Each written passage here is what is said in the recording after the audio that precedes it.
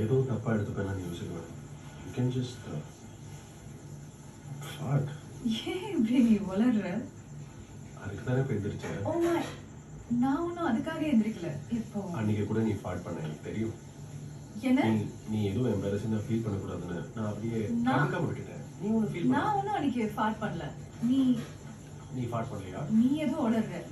It's fine. I don't mind. Everyone farts. I know. I don't care and I don't have to. நீதான் ஏதோ உளர்ற.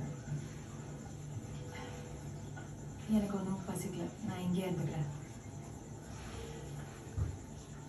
எவ்வளோ நேரம் hold பண்ணுவேன்? Just let it out. இல்ல.